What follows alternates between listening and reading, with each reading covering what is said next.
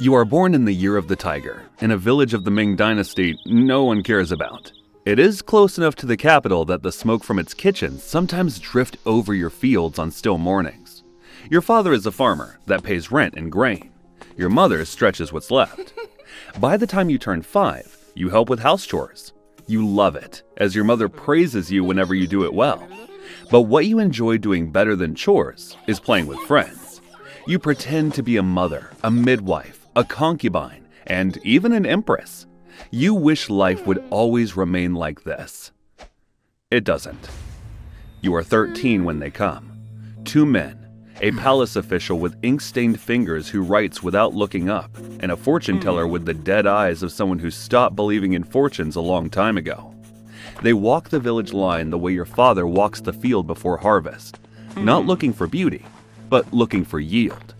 They measure your face, check your hands for steadiness, ask your father one question about family background. Your family has no merchants in the family line, no criminals, no one with the kind of history that makes imperial officials frown. Your family is exactly what the dynasty is looking for: unremarkable, unconnected, and unable to refuse. You are selected before the fortune teller finishes writing your name. Your mother presses a bundle of dried herbs into your hands at the door. Something from home. Something that smells like the only life you've known. The official removes it from your grip before you've walked 10 steps. You won't need it where you're going, he says. By nightfall, you reach the capital. The Forbidden City rises ahead of you like a second sky. Red walls, gold rooftops, and a scale that makes your village feel like it never existed. You pass through the gates with 14 other girls. All of you stay silent. And as the gates close behind you, all of you understand without being told that the person you were this morning is already gone. That night, you are given a new name. Except it's not a name. It's a title. Something like Third Maid of the Eastern Corridor. But it will appear on no census, no temple roll, and no document that outlives the dynasty. You are assigned a sleeping mat, a uniform the color of ash, and a list of duties so long it takes you 3 days to memorize and a full year to perform without error.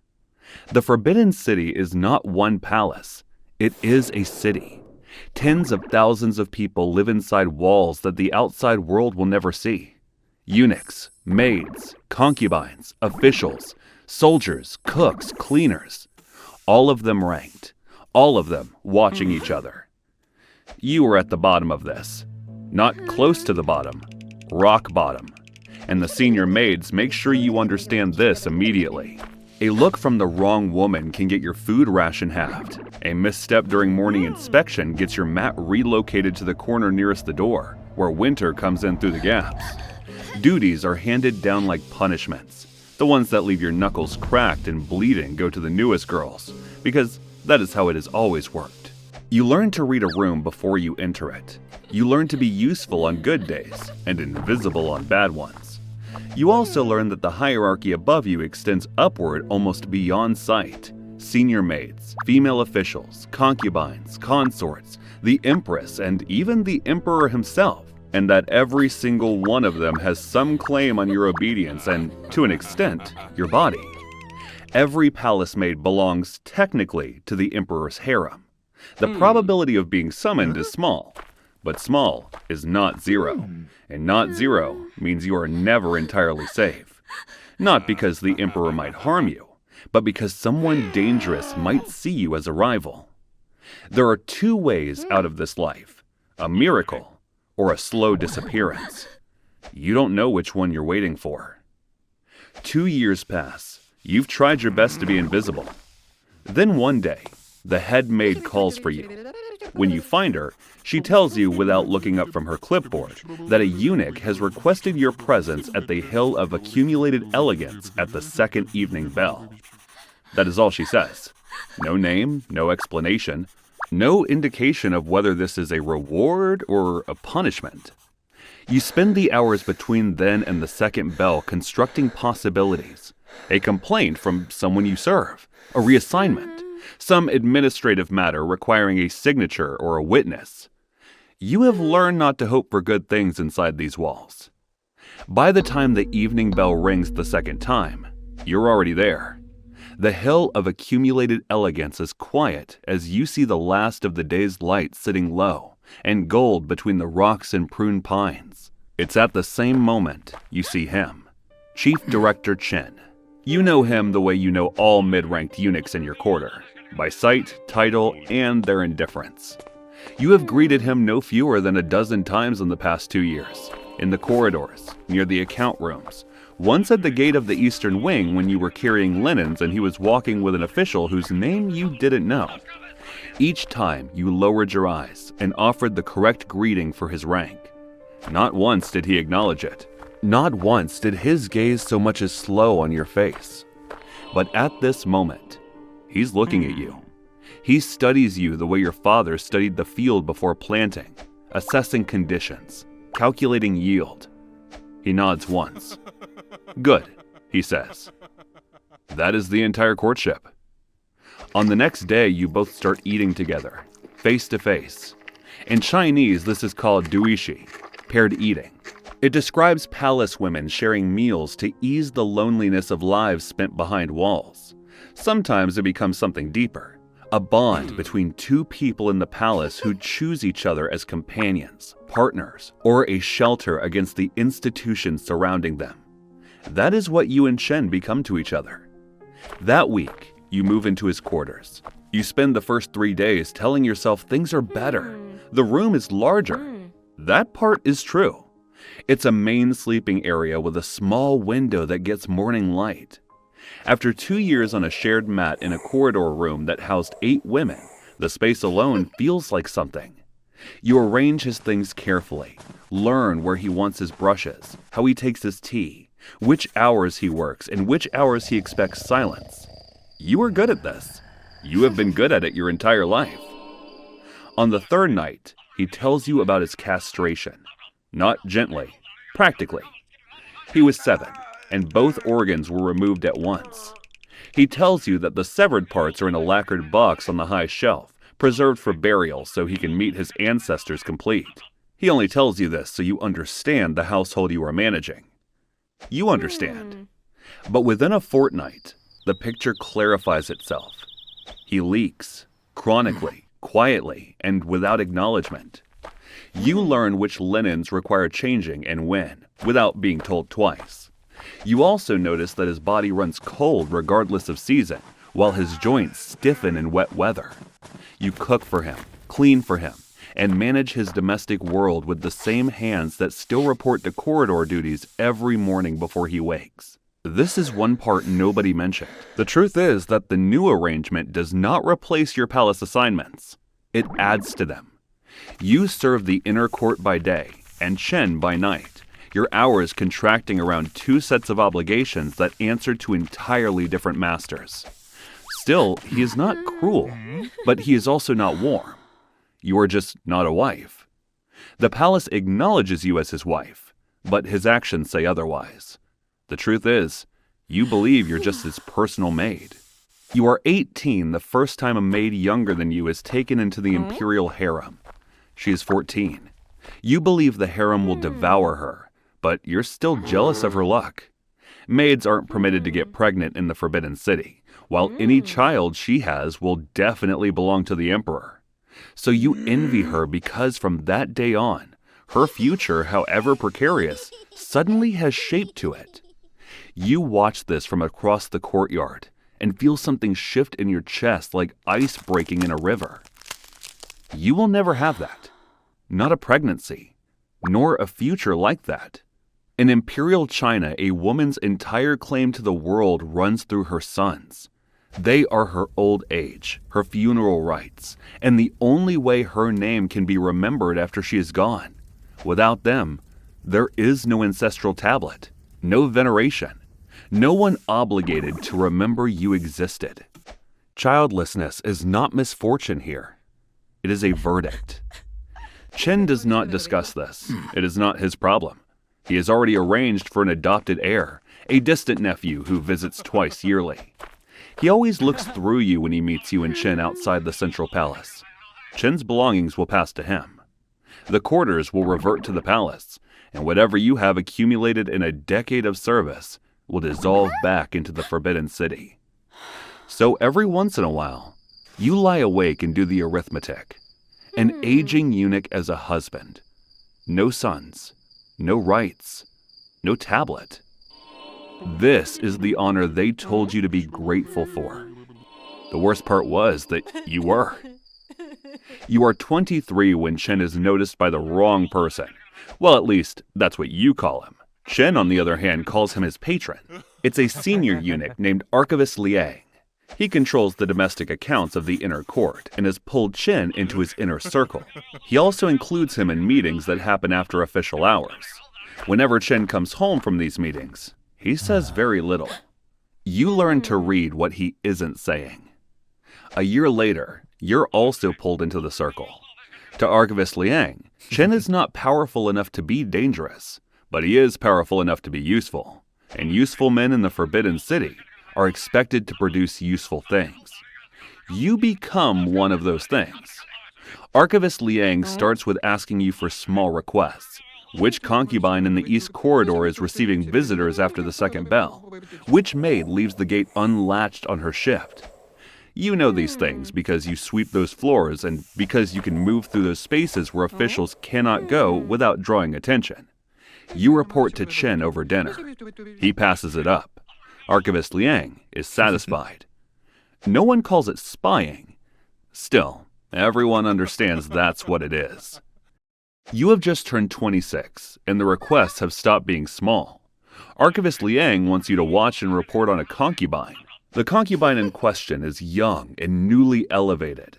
She's trying to build her own network, her own eyes and ears, and Archivist Liang wants to be updated on her actions. When Chen passes this message to you, you want to say no, but you can't. Still, you say nothing. He notices. At first, he's quiet. You think he's thinking up a reply for Archivist Liang, but you couldn't be more wrong. He tells you carefully what no actually costs. Not just him. You, your quarters, your rations, everything you spent the last 13 years building inside these walls. He's not threatening you. That's the worst part. He is simply explaining the arithmetic. His words make you realize the truth. There is no escaping Archivist Liang's influence. So you go. And that's when you see her face. You realize that the concubine of the Eastern Wing, the one that's newly elevated and building her network, is the girl from the Western Courtyard. The 14-year-old maid that was promoted. The one whose future suddenly had a shape while yours was quietly being removed. 8 years have softened nothing about her. She moves through her wings like she was born knowing its geometry, managing her maids, reading her visitors, and calculating every exchange before it finishes happening. She's sharp, but you're sharper. You watch her and report everything. But as you keep watching, you can't help but resent her. You believe she's living your life, that if Chen hadn't noticed you, if the head maid hadn't told you, you just might have been the one the emperor would have taken a fancy to. And as for Chen, resentment is an understatement. Still, you say nothing. You become very good at saying nothing. Years pass, and you are now 30 years old. Chen meets you during dinner one day and tells you that your name is in a report. Not your title, your name.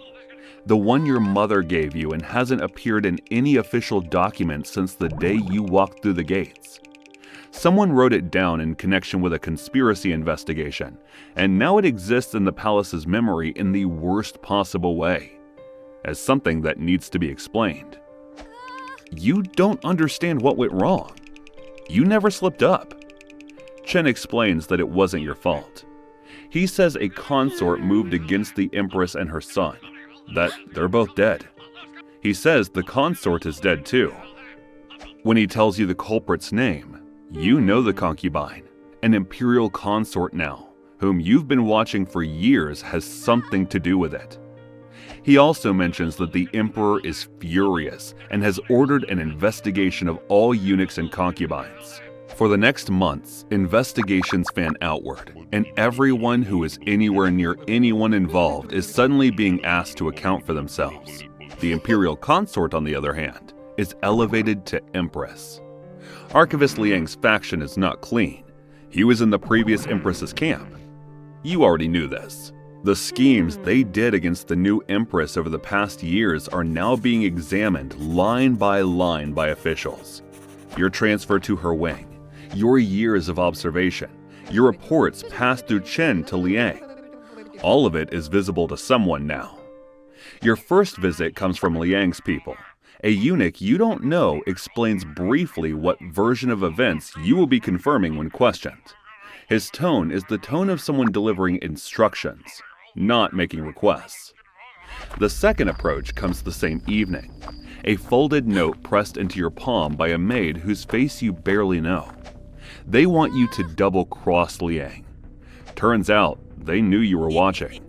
The note doesn't threaten you directly. It doesn't need to. Chen comes to the quarters that night looking 10 years older. He tells you Liang has guaranteed your protection, that you should pick his side. You watch him speak and understand with cold clarity that you've just been thrown under the bus. You realize that he is not cruel. He is just like you, someone who ran out of options. Palace officials come at dawn. They take you to an underground chamber with a lamp and stool. Then, they start to ask you questions. What did you see? Who did you tell? What exactly did you report? You give them Archivist Liang's version. They write it down with that expression and ask again. Then they ask the same questions for hours. You give the same answer. This continues until the second day, when a different official enters and sits across from you with the particular stillness of someone who already has what he needs and is simply waiting for you to catch up. He tells you that Chen was questioned the day before. The official tells you that when asked why he selected you specifically as his partner, whether the arrangement was designed from the beginning to place an informant near the concubine's wing, Chen's answer was immediate. He never requested you personally. He told the head maid he needed a girl. She selected you. He met you in the garden and found you acceptable. The official continues talking, but you've stopped listening. You have spent 13 years believing that out of every maid in the Forbidden City, one man looked across a courtyard and chose your face. That it meant that at least someone wanted you. That your life, however terrible, was shaped by a choice that had your name in it. Turns out it wasn't. You were just available and fit a requirement. The official asks if you have anything to add to your previous account. You look at the lamp. You think of the pregnant girl in the western courtyard whose life had a shape, while yours was being handed to by a stranger who didn't know your name when he agreed to take you. You think of the lacquered box on the shelf, the children you counted like a wound every night for years. You have never made a choice inside these walls. Not once. Not ever. So you make one now. You tell them everything. The Empress's version. Every corridor, every name, every report you passed through Chen, and several you never told him. Then Liang's and Chen's activities that you uncovered yourself. You already know you cannot escape, so you try to burn the whole house down. The next day, your sentence is read to you. Execution. They take you out at first light. As you're led to the execution grounds, you smile. You've been told that Chen and Liang can't go unpunished with your account. Turns out they were behind a prince's death. An official even tells you he's sure Chen will hang. You try to imagine the image, but your head is already on the ground. The truth is, 2 decades of your life dedicated to the Forbidden City never mattered. After all, the palace guaranteed you nothing. Its only promise to you was to use you till you were no longer needed. And that promise, it kept.